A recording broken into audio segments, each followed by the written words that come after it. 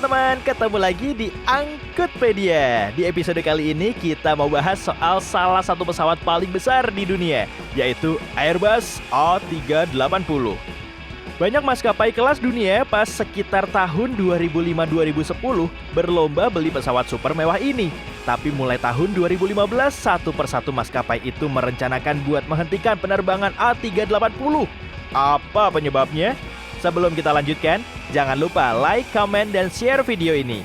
Buat yang belum subscribe, klik juga tombol subscribe-nya.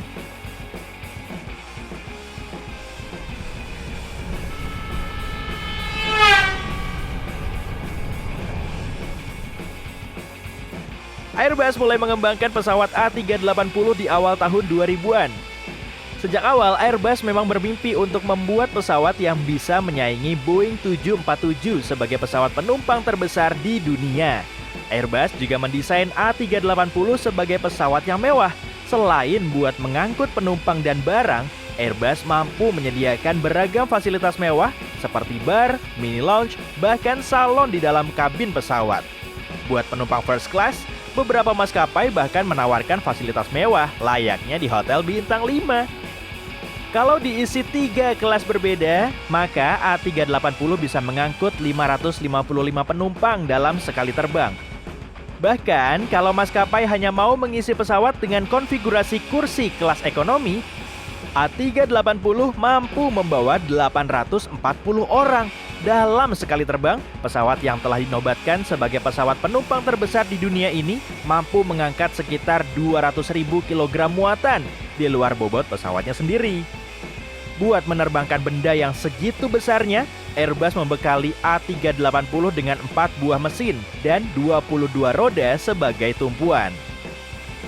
Terbang perdana tahun 2005, A380 mulai beroperasi secara komersial tahun 2007. Waktu itu, maskapai pertama yang menggunakan pesawat ini adalah Singapore Airlines. Kesuksesan Singapore Airlines membuat iri maskapai kelas dunia lainnya. Akhirnya, hampir semua maskapai bintang 5 dunia seperti Etihad Airways, Emirates, British Airways, hingga Malaysian Airlines ikutan membeli A380. Gak heran kalau kemudian pesawat ini identik dengan kesan mewah dan bergengsi tinggi. Di 5 tahun pertama operasionalnya, A380 memang menunjukkan performa yang sangat baik. Bukan hanya maskapai yang dapat gengsi besar kalau punya A380. Orang-orang di seluruh dunia pun merasa jadi orang kaya kalau udah naik pesawat yang satu ini. Tapi kemudian mulai tahun 2015, Singapore Airlines berencana buat menyudahi operasional A380 karena merasa kedodoran. Mereka bilang A380 gak menguntungkan, bahkan sangat boros biaya operasionalnya. Langkah ini diikuti juga sama maskapai-maskapai lain. Sampai-sampai beberapa maskapai membatalkan kontrak pemesanan A380 dan menukarnya dengan pesawat Airbus lain yang lebih kecil, seperti A350. Akhirnya, gengsi A380 meredup. Bahkan oleh sebagian pengamat dibilang kalau A380 merupakan pesawat gagal. Banyak faktor yang membuat A380 gagal mengulang kesuksesan Boeing 747 yang beroperasi selama 40 tahun lebih. Menurut Keith Mason, Profesor Manajemen Transportasi Udara di Cranfield University, Inggris, waktu mengembangkan A380, tim Airbus memperkirakan kalau jumlah penumpang pesawat akan meningkat pesat. Pada era 90-an sampai 2000-an, penumpang pesawat memang naik 100% tiap 15 tahun. Perkiraan Airbus, jika tren ini berlanjut, maka akan mengakibatkan penumpukan penumpang di bandara. Akhirnya, A380 tentu akan mengurangi penumpukan itu karena dalam satu penerbangan setidaknya 500 orang akan meninggalkan bandara. Dengan adanya pesawat sebesar A380, tentu jumlah penerbangan juga bisa dikurangi. Artinya, maskapai bisa mengurangi biaya buat parkir pesawat. Asal tahu aja, untuk mengoperasikan sebuah pesawat di suatu bandara, maskapai wajib membayar banyak biaya. Mulai dari biaya pelayanan ATC, biaya parkir, aftur, sampai biaya ground handling. Masalahnya, prediksi itu ternyata meleset. Pertumbuhan penumpang melambat sejak 2010.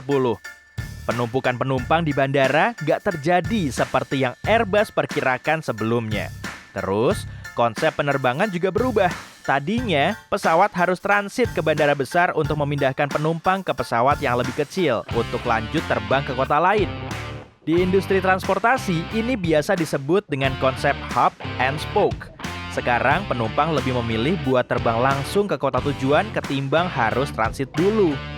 Makanya, maskapai memilih pesawat yang lebih kecil untuk memenuhi keinginan penumpangnya itu. Selain buat memenuhi permintaan penumpang, biaya operasional pesawat yang lebih kecil juga cenderung lebih murah. Kebutuhan aftur nggak sebanyak A380. Pengelola bandara pun nggak perlu menyiapkan fasilitas pendukung yang khusus. Kekurangan lainnya adalah karena tubuhnya yang bongsor, A380 nggak bisa beroperasi di sembarang bandara. Di Indonesia misalnya, nggak ada satupun bandara yang bisa didarati A380. Kecuali buat kondisi emergensi. Belum lagi, pengelola bandara dan maskapai harus menyiapkan fasilitas khusus seperti garbarata dan pushback car untuk melayani kebutuhan satu jenis pesawat saja. Ditambah, A380 yang memiliki 4 mesin membuat konsumsi aftur jadi sangat boros. Hal itu otomatis membuat biaya operasional A380 jadi sangat besar. Gak heran kalau maskapai-maskapai besar macam Emirates, Singapore Airlines, dan British Airways banyak yang mengganti A380 mereka dengan pesawat-pesawat lebih kecil. Seperti Boeing 787 Dreamliners dan Airbus A350. Memang sih, kisah A380 belum benar-benar berakhir. Emirates, British Airways, dan Korean Airways masih rutin menerbangkan A380, setidaknya hingga sebelum pandemi COVID-19 menyerang. Tapi, mereka pun sudah berencana buat menghentikan operasional pesawat yang satu ini. Sayang banget ya, pesawat mewah seperti Airbus A380 hanya bertahan nggak sampai 20 tahun. Tapi kalau nggak menguntungkan secara bisnis, ya mau gimana lagi? Sekian dulu cerita Angkutpedia kali ini. Jangan lupa subscribe channel ini supaya kita bisa lebih sering lagi berbagi cerita di dunia transportasi. See you and bye-bye!